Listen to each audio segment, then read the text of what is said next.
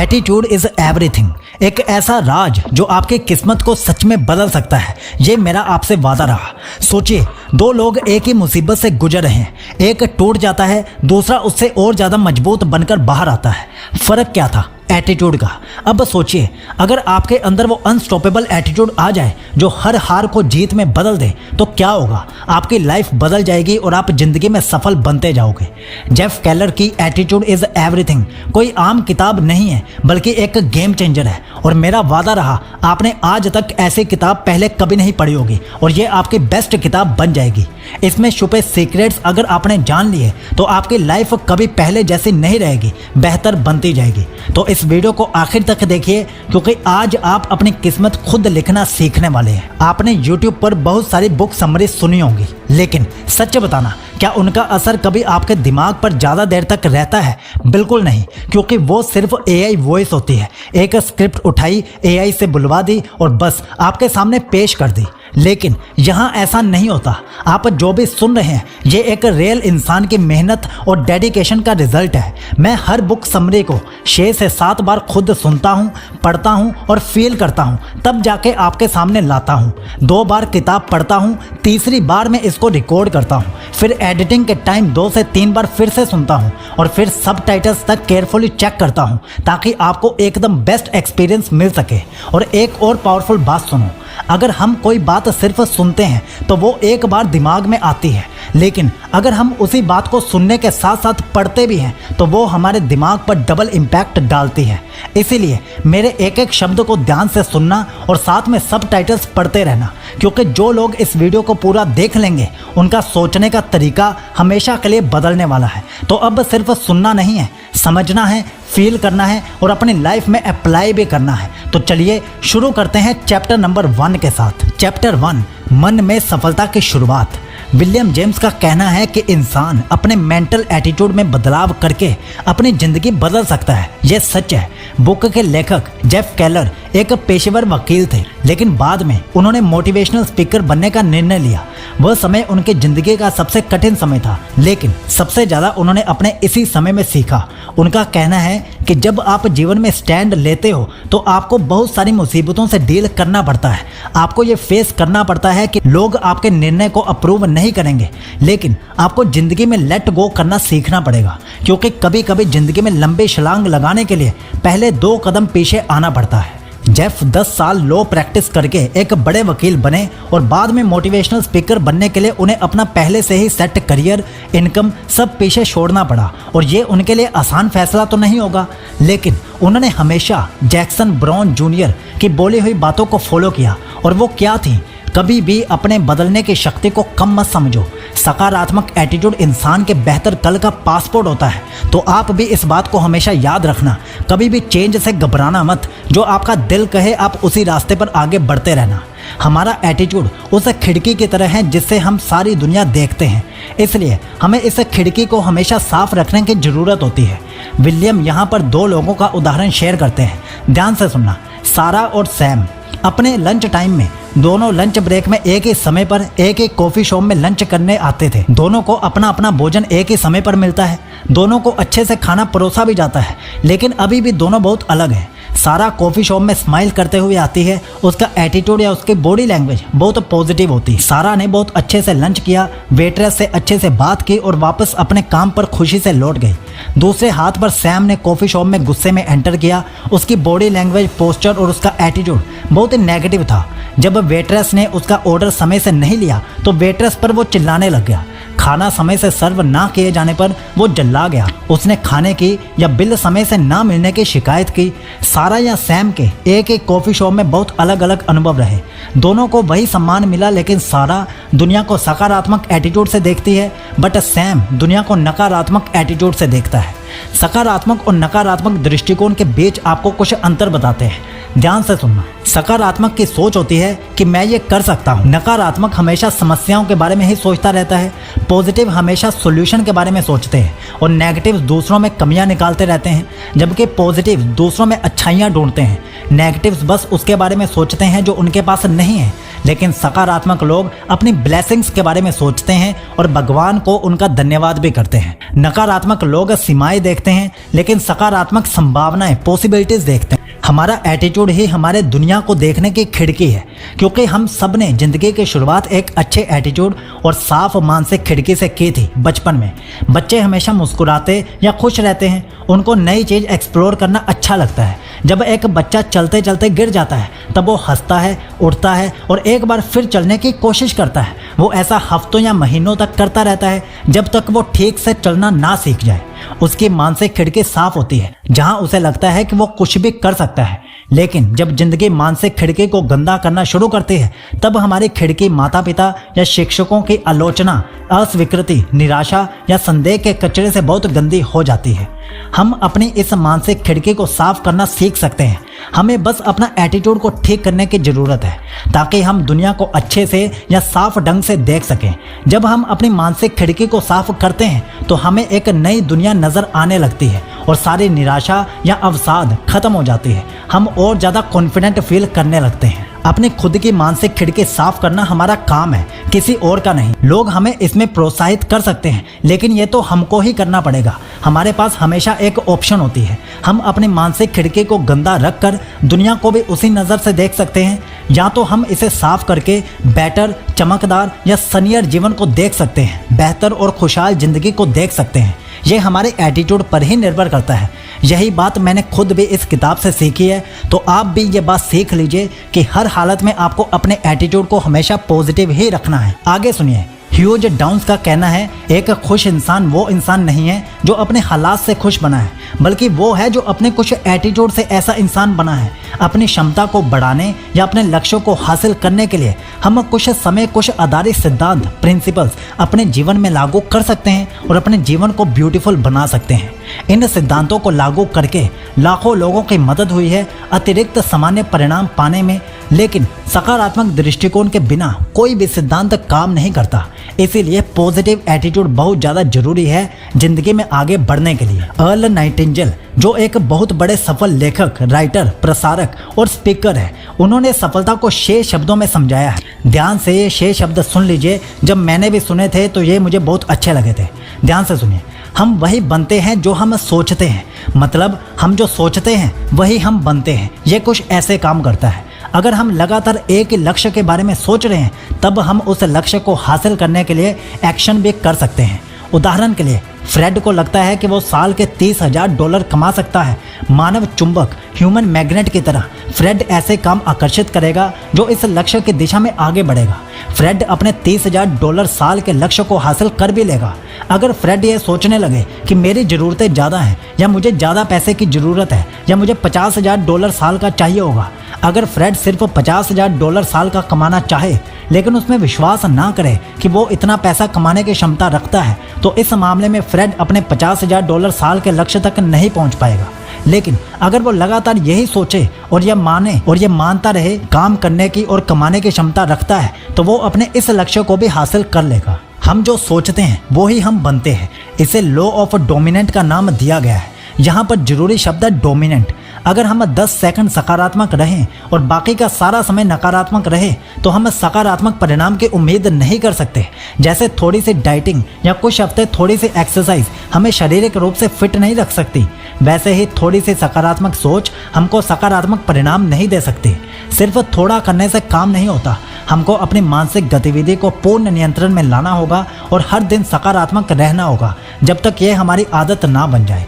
हमको याद रखना है कि लॉ ऑफ डोमिनेंट से हमारा सकारात्मक विचार डोमिनेंट होना चाहिए। यहाँ लेखक अपना व्यक्तिगत उदाहरण शेयर करते हैं। 6 महीने तक उन्होंने पूरी तरह से फोकस होकर सोचा कि वो 2 निवेश घर खरीद रहे हैं। वो हर रोज कई बार इस लक्ष्य को लिखते हैं, उसे बार बार सोचते हैं और महसूस भी करते हैं कि साल के अंत तक उनके पास 2 निवेश घर होंगे। वीकेंड में या फिर शाम में वो रियल एस्टेट एजेंट से मिलते हैं, हजारों घर देखने जाते हैं और 1986 के अंत में उन्होंने एक घर खरीदा और साल खत्म होने से सिर्फ 2 दिन पहले उन्होंने दूसरा घर भी खरीद लिया। लेखक बताते हैं कि अपने अनुभव से ही उन्होंने सीखा है कि जब हम खुद में विश्वास करते हैं या अपने विचार को सकारात्मक रखते हैं, तब हम अपने लक्ष्यों को हासिल कर लेते हैं।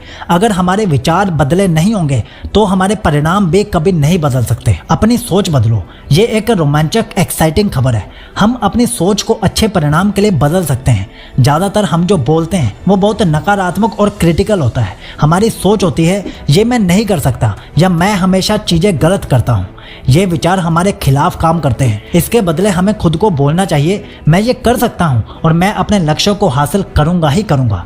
यहाँ कुछ और कदम हैं जो हमें सकारात्मक रखने और मनवांछित डिजायर्ड परिणाम देने में मदद कर सकते हैं। हर रोज कुछ मोटिवेशनल ऑडियो प्रोग्राम जरूर सुनें। हम रोज घर आते समय या काम में थोड़ा समय निकाल कर यह कर सकते हैं। जरूरी है रोज दोहराना। जब हम ऐसे संदेश हर रोज सुनते हैं तो ये हमारी जिंदगी का हिस्सा बन जाते हैं और हम इनको अपने जीवन को इम्प्रूव करने के लिए लागू करना शुरू कर देते हैं। लेकिन हाँ, बिना एक्शन के इन ऑडियोज का भी कोई फायदा नहीं होगा। इसलिए आपको इनको सुनने के साथ साथ आपको एक्शंस भी लेने होंगे। इसी तरह अगर आप ये ऑडियो बुक सुन रहे हो, आपको ये पता चल गया कि अपने एटीट्यूड को पॉजिटिव रखने से सच में गेम चेंज हो जाती है, तो आपको एक्शन भी लेना होगा। आपको सिर्फ सुनकर छोड़ना नहीं है, आपको अपने शब्दों को, अपने थॉट्स को, अपने एक्शंस को पॉजिटिव नजरिए से देखना होगा। आगे सुनिए। रातों रात सफलता पर भरोसा मत करो। सकारात्मक सोच का मतलब ये नहीं है कि आपको रातों रात सफलता मिल जाएगी। ऐसा नहीं है कि आप पैसे के बारे में सोचना शुरू करेंगे और अगली सुबह आपको अपने बेड साइड पे ही पैसे मिल जाएंगे। सफलता के लिए प्रयास, प्रतिबद्धता, कमिटमेंट और धैर्य, पेशेंस की जरूरत होती है। सकारात्मक सोच का मतलब ये नहीं है कि आपके जीवन में कोई भी समस्या नहीं आएगी, लेकिन अगर हम खुद में विश्वास करके गतिविधि करें, काम करें, तो हम अपनी समस्याओं को दूर कर सकते हैं। हम अपने जीवन में जो भी हासिल करते हैं वो हमारे विचार या विश्वास से ही उत्पन्न होता है। अपनी सफलता की राह की कल्पना करें। हमें पहले अपने दिमाग में स्पष्ट रूप से उसे देखना है जो चीज हम चाहते हैं। एक इंटरव्यू में मशहूर सिंगर सेलिन डियोन से पूछा गया था कि क्या उन्होंने कभी सोचा था कि वो इतनी बड़ी स्टार बनेंगी और लाखों लोगों के सामने परफॉर्म कर रही होंगी। इसके जवाब में सिंगर ने कहा कि ये सब हासिल करना उनके लिए सरप्राइज नहीं था। वो इसलिए क्योंकि ये सब उन्होंने 5 साल की उम्र में ही विजुलाइज करना स्टार्ट कर दिया था। कल्पना को हमने बचपन से ही अपने हालात को बनाने के लिए इस्तेमाल किया है। कल्पना को मूवीज ऑफ द माइंड और इनर पिक्चर्स या इमेजेस भी कहा जाता है। हम सब अपने दिमाग में कुछ इमेजेस स्टोर कर लेते हैं। हमारे रिश्तों पर निर्भर करती हैं कि वो कैसे हैं, हम कितने सफल हैं या हम कितना पैसा कमाएंगे। एल्बर्ट आइंस्टाइन ने कहा था कल्पना ज्ञान से भी ज़्यादा महत्वपूर्ण होती है। तो इस बात को आप याद रखना हमेशा। नई तस्वीरें बनाइए। हमें अपने दिमाग में ऐसी पिक्चर्स बनानी चाहिए जिसमें हम बहुत कॉन्फिडेंट हैं। वो तस्वीर एक दिन में पूरी नहीं होगी, लेकिन धैर्य के साथ इन मेंटल इमेजेस पर फोकस करके हम ऑटोमेटिक ऐसे काम करेंगे जो इन इमेजेस को सपोर्ट करेंगे। अपने आप को एक चेक लिखें। सफल होने के लिए एक और तकनीक को अपनाया जा सकता है। हम लोग उसका विजुअल एड सृजन भी कर सकते हैं जो भी हमको चाहिए होगा। 1990 में जिम कैरी, जो एक मशहूर कॉमेडियन और एक्टर थे, उनको तब कोई नहीं जानता था। कैरी ने खुद के नाम का एक $10 मिलियन का चेक लिखा। चेक 1995 के लिए पोस्ट डेटेड था। कैरी ने बताया कि बात पैसे की नहीं थी, लेकिन उनको पता था कि अगर वो बेहतरीन लोगों के साथ काम करेंगे और अच्छा काम करेंगे तो इतना पैसा हर हाल में कमा रहे होंगे। 1995 में उन्हें हर फिल्म के लिए $20 मिलियन मिलना शुरू हो गया था। ये वही तकनीक आपके लिए भी काम कर सकती है। आप अपने लिए एक चेक लिखिए और उसे 3-4 साल के लिए पोस्ट डेट डाल दीजिए। इस चेक को हर रोज जरूर देखें और विश्वास करें कि आप अपने उस लक्ष्य की तरफ आगे बढ़ रहे हैं। Lights, camera, action. अगर हम दिमाग में नई इमेजेस क्रिएट नहीं करेंगे तो हम पुरानी इमेजेस को ही चलाते रहेंगे। अगर पुरानी फिल्में या पुरानी छवियों से आपका काम चल रहा है तो अच्छी बात है, लेकिन अगर ये छवियां आपको जीवन में पीछे ले जा रही हैं तो अपने दिमाग की अविश्वसनीय शक्ति का उपयोग कीजिए और खुद को अधिक सफलता के लिए प्रेरित कीजिए। याद रखिए, एक कमिटमेंट बनाओ और तुम पहाड़ों को भी हिला दोगे। प्रतिबद्धता अंत में सफलता का ही सार है।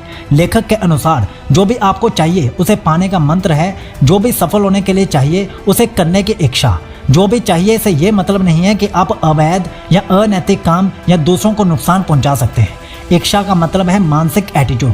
उदाहरण के लिए, अगर लक्ष्य हासिल करने के लिए 5 कदम लगते हैं तो 5 कदम काम करना होगा। अगर 55 कदम लगते हैं तो 55 कदम काम करना होगा। और अगर 155 कदम करने हैं तो 155 कदम आपको करने ही पड़ेंगे, तभी आप अपने लक्ष्य तक पहुंच पाओगे। बिना एक्शन के कुछ नहीं होता। प्रतिबद्धता का जादू सुनिए। जब आप कमिटमेंट करते हो या उसे पूरा करने के लिए कुछ भी करने को तैयार रहते हो, तब आप उन लोगों या परिस्थितियों को अपनी तरफ से आकर्षित करते हो जो उस लक्ष्य को पूरा करने में और आपकी मानसिक तस्वीर को वास्तविकता में बदलने में आपकी मदद कर सकते हैं। आगे सुनिए, खुलेंगे दरवाजे। जब आप अपने लक्ष्य के लिए अपनी इच्छा को बढ़ाते हैं तब आपको सही रास्ते का पता चलने लगता है। आप ऐसे लोगों से मिलते हैं जिनसे आपने कभी सोचा भी नहीं था कि आप मिलेंगे। ये होता है जादू। ये भी हो सकता है कि आप अपने लक्ष्य से पीछे हट जाए। यहाँ पर ही विंस्टन चर्चिल की सलाह सबसे ज़्यादा काम आती है और वो है कभी भी हार मत मानो। जेम्स कॉर्बेट ने कहा था, आप एक और राउंड खेलने से चैंपियन बनते हो। जब चीज़ें मुश्किल लगने लगें तब बस एक और गोल खेलो। अगर अपने लक्ष्य को पूरा करने का आपका कमिटमेंट है तो छोटी छोटी हार को दूर करके आप आखिरकार जीत ही जाओगे। एक कमिटेड इंसान 100 दिलचस्पी वाले इंसानों से कहीं ज़्यादा बेहतर होता है। अपनी समस्याओं को अवसरों में बदलो। हम शायद संघर्ष करेंगे, सामना करेंगे, लेकिन मुश्किलें एक दूसरी तरफ भी होती हैं। एक समस्या कभी कभी समस्या होती ही नहीं है बल्कि अवसर होती है। कभी कभी प्रॉब्लम सिर्फ इसलिए आती है ताकि कुछ एडजस्टमेंट करके उसको अवसर में बदला जा सके। प्रॉब्लम के बिना आज तक हमने जीवन में कभी पॉजिटिव एक्शन लिया ही नहीं है। चाहे तो आप अपनी प्रॉब्लम्स को ध्यान से देख लीजिए पीछे मुड़ के। प्रतिकूलता हमारी छिपी क्षमता को सामने लाती है।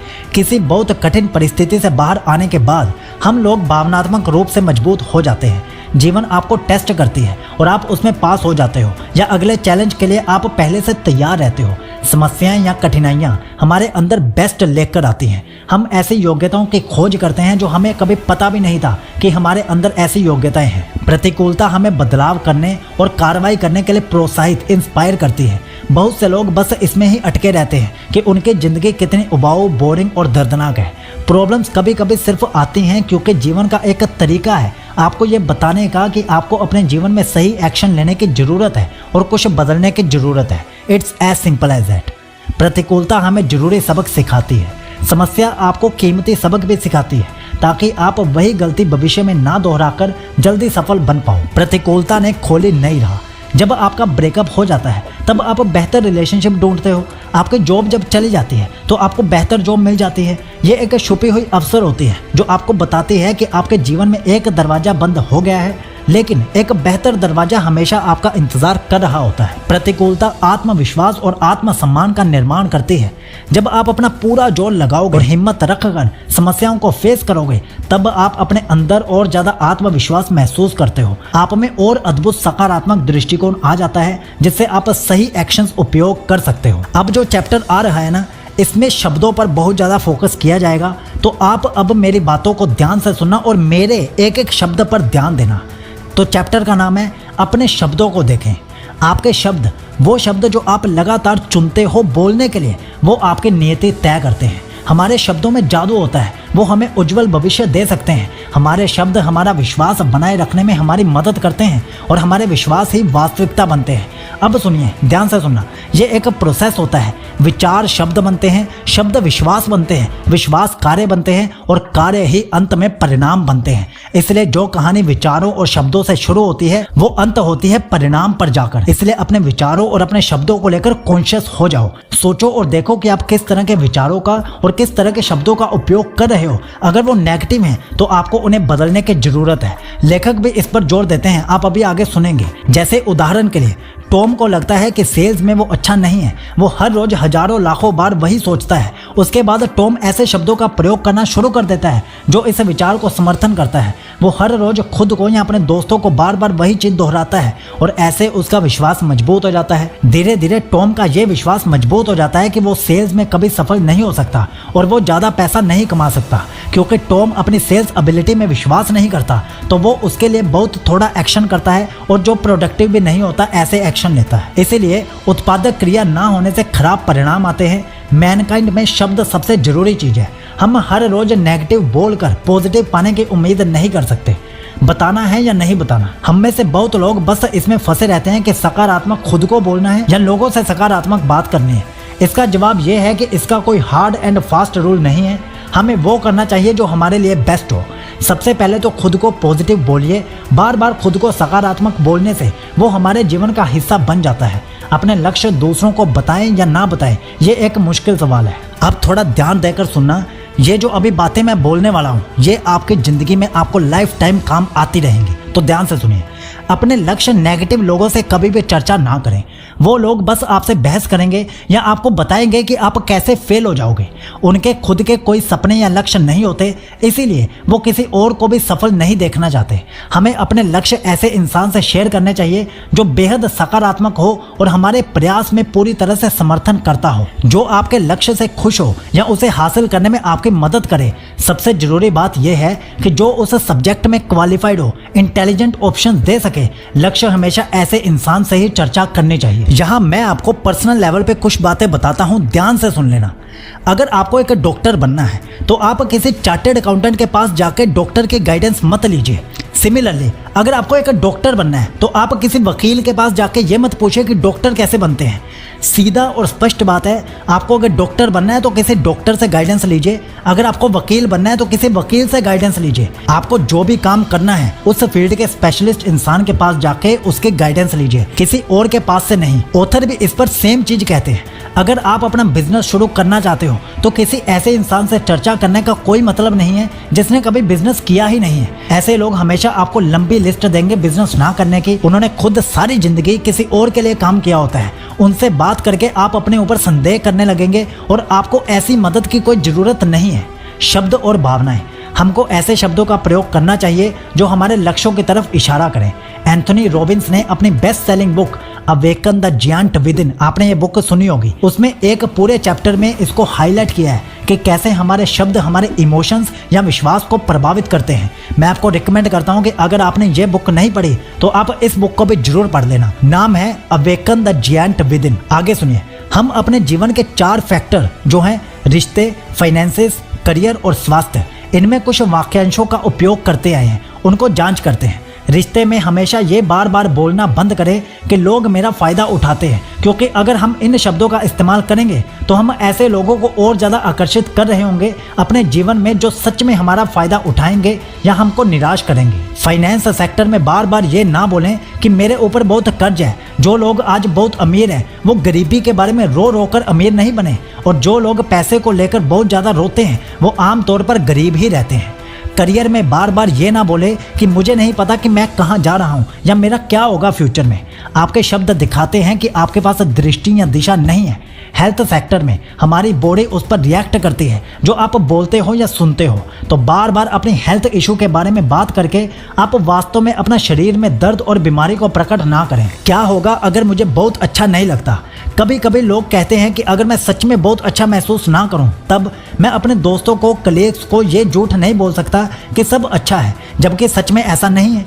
यहाँ पर लेखक एक लड़की का उदाहरण देते हुए समझाते हैं कि मान लो सैली बहुत थकी हुई है। सैली उस लड़के का नाम है जिसकी उदाहरण दी जा रही है।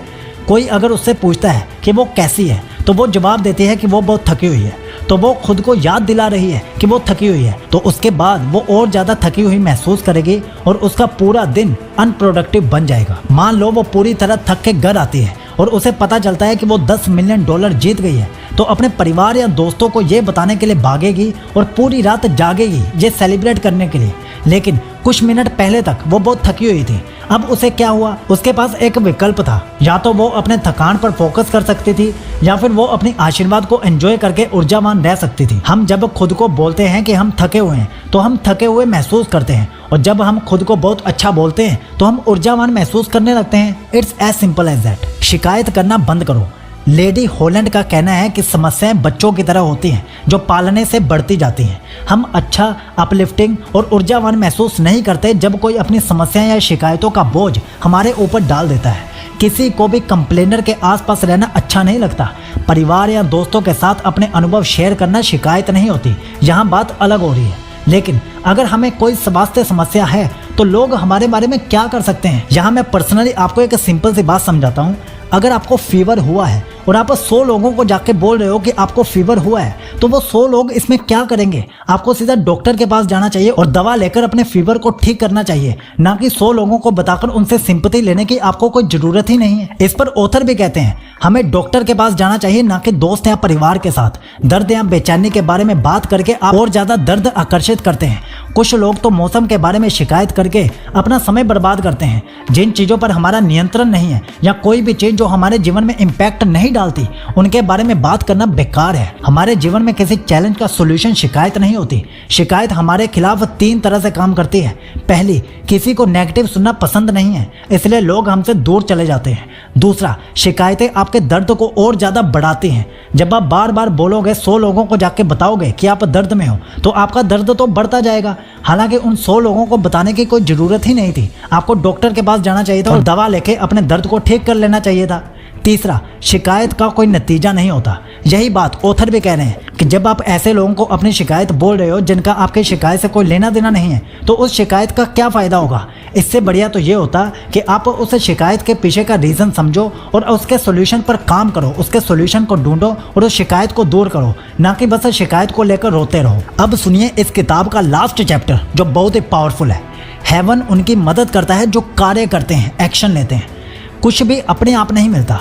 जब हम ये समझ जाते हैं कि चीज़ों को पाने के लिए काम करना पड़ता है, तब वो हमें मिल जाती हैं। एक इंसान का चेहरा मिरर में देख सकते हैं, लेकिन अंदर से वो इंसान कैसा है यह उसके फ्रेंड सर्कल को देखकर बताया जा सकता है। अपने डर का समझदारी से सामना कीजिए। अगर आपको सफल होना है, अपनी पोटेंशियल पहचाननी है या अपने लक्ष्यों को हासिल करना है, तो हमें असहज होने के लिए तैयार रहना होगा। वो चीज़ करनी होगी जिनसे हमें डर लगता है। मैरी क्यूरी ने कहा था, लाइफ में कुछ भी डरावना नहीं है, बल्कि उन चीज़ों को समझने की ज़रूरत होती है। यहाँ डर का मतलब शारीरिक जोखिम से नहीं है जो आपको नुकसान पहुँचा दे। यहाँ चैलेंजिंग चीज़ करने का मतलब है वो चीज़ जो आपके पर्सनल या प्रोफेशनल ग्रोथ के बीच में खड़ी है, वो चीज़ जो आपको डराती है लेकिन जो आपके जीवन में ग्रोथ के लिए जरूरी है। यहाँ मैं आपको अपना पर्सनल एक्सपीरियंस बताता हूँ। जब कुछ साल पहले मैं जॉब करता था, तो जब मुझे जॉब ढूंढनी होती थी तो मुझे इंटरव्यू देने से डर लगता था। तो इसे मैंने कैसे क्रैक किया, मैंने बार बार ज़्यादा से ज़्यादा इंटरव्यू देने की कोशिश की और इससे मेरा इंटरव्यू का डर बाहर निकल गया। तो आप भी ऐसे ही प्रैक्टिस करके बार बार रिपीट करके अपने किसी भी डर को जड़ से खत्म कर सकते हो। आगे सुनिए, इंसान के मन में हमेशा कुछ कॉमन फेयर्स होते हैं। ये 6 तरह के होते हैं, ध्यान से सुनिए। पहला होता है पब्लिक स्पीकिंग या प्रेजेंटेशन देने का डर। दूसरा होता है नो सुनना, यानी कि किसी से ना सुनने का डर और अपने आइडिया को रिजेक्शन मिलने का डर। तीसरा डर होता है जॉब चेंज करना या बिजनेस को स्टार्ट करना। चौथा डर होता है अपने मैनेजर्स या एग्जीक्यूटिव्स को नेगेटिव न्यूज़ देना। पांचवा होता है अपने हायर मैनेजमेंट से बात करना। छठा होता है फेल होने का डर। डर से छुप के हम कहीं नहीं पहुंच सकते। माइकल सर्वेंट्स का कहना है, जिनकी वेल्थ चली जाती है उनका थोड़ा नुकसान होता है, जिनके फ्रेंड्स चले जाते हैं उनका बहुत नुकसान होता है, लेकिन जिनका साहस चला जाता है उनका सब कुछ चला जाता है। इसका एक ही समाधान है कि बिना डर या चिंता के उन स्थितियों को फेस करो जिनसे आपको डर लगता है। जैसे मैंने आपको अभी इंटरव्यू वाली अपनी पर्सनल एक्सपीरियंस दी, वैसे ही आप अपनी लाइफ में अप्लाई कर सकते हो और उन चीज़ों को फेस करो जिनसे आपको डर लगता है। डे बाय डे आपके एक एक डर खत्म होते जाएंगे। अखाड़े में प्रवेश करने से या भाग लेने से ही आधी जीत हो जाती है। डर होने में कोई बुराई नहीं है, लेकिन सफल लोग अपने डर का सामना करने के लिए आगे बढ़ते हैं। ये आसान नहीं है, लेकिन आप ग्रेट फील करोगे जब आप अपने डर का सामना करोगे। नेटवर्किंग जिससे परिणाम मिलते हैं। आपको जीवन में सब मिल सकता है जब आप दूसरों को वो पाने में मदद करते हैं जो वो चाहते हैं। नेटवर्किंग खुद के प्रयास को लेवरेज करने का और अपनी सफलता की गति को बढ़ाने का एक आसान तरीका है। आखिर जब हमारे ठोस रिश्ते होंगे, हमें सफल होने के अवसर उतने ज़्यादा मिलेंगे। हम सफल होने के लिए सब कुछ खुद नहीं कर सकते।